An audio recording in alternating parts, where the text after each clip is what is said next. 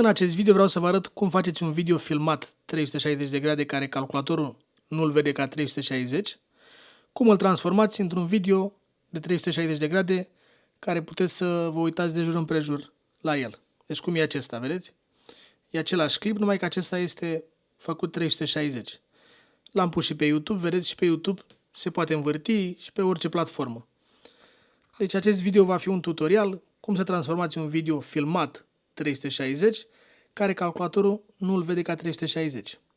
Și vorbim cum îl transformați voi, pentru că aplicațiile Insta, dacă vă cumpărați Insta sau GoPro, acelea au o aplicație dedicată care le exportă direct 360.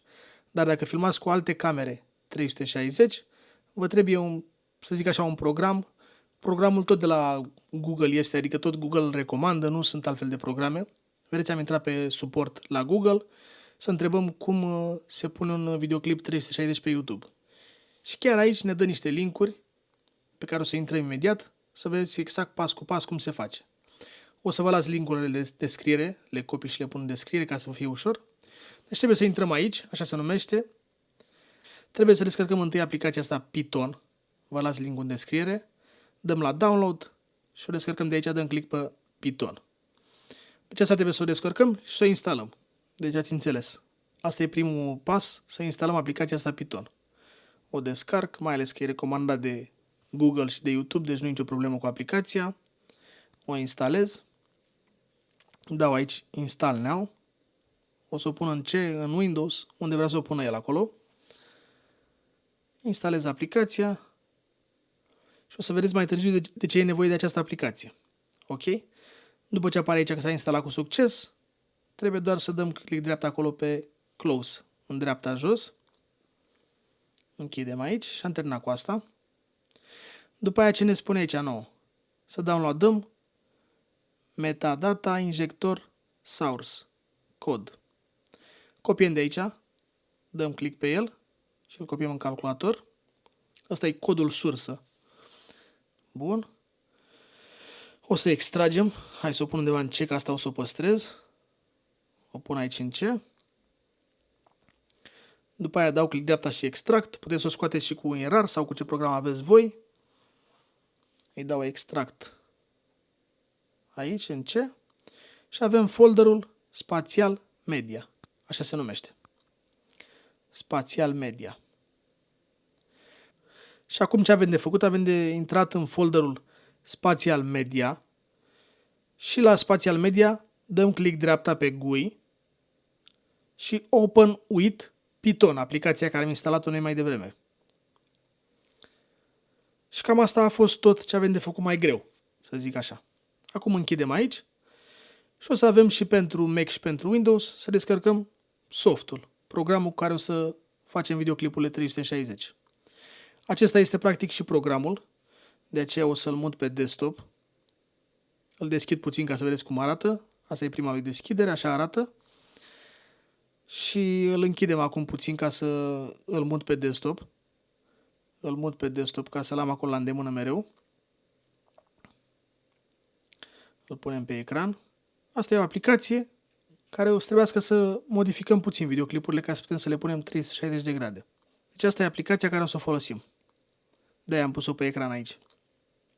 Trebuie doar să intrăm în ea. Am pregătit aici la video un videoclip 360. Deci l-am pregătit, adică l-avem filmat 360, trebuie doar să-l transformăm ca să putem să-l urcăm pe YouTube.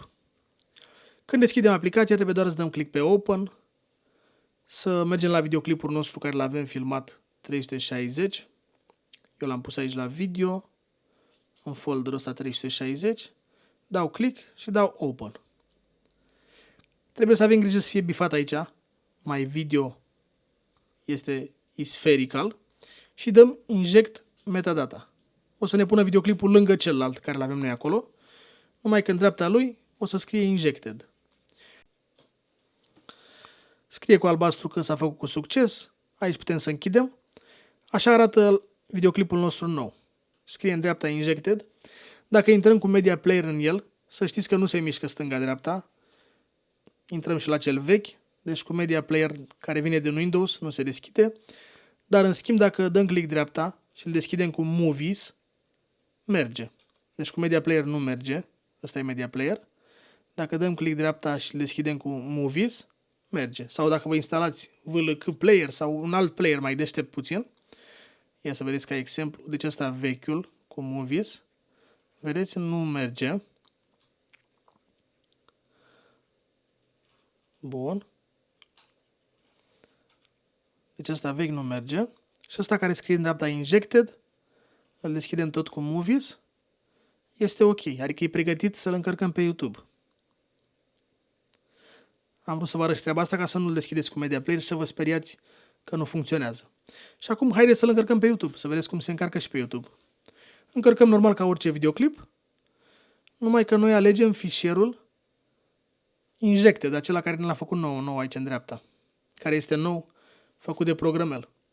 Îi dăm Open și l-a încărcat. Se încarcă absolut normal ca la orice videoclip, adică nu avem de bifat nimic, nu avem de făcut nicio modificare. Punem imagine care avem noi, titlu, descriere, deci absolut totul ca la orice videoclip încărcat pe YouTube. Îi dăm înainte, adică mă duc ca să-l postez, cum ar fi. Dezactivez că ăsta e doar un test. Înainte, îl salvez pe nelistat, că e doar un test. Și acum așteptăm să se încarce. Oricum fiind și 4K și 360, o să dureze puțin mai mult față de videoclipurile normale. Aici dacă ținem cu mouse-ul ne apare exact cât mai durează. O să dăm pe repede înainte. Și gata, putem să deschidem videoclipul. Deci îl avem încărcat pe YouTube 360 de grade. Adică putem să mergem cu mouse-ul stânga-dreapta, vedeți, ne apare și rotița asta aici. Și la YouTube acolo va apărea că este 360. Deci avem videoclipul ok pentru 360 de grade.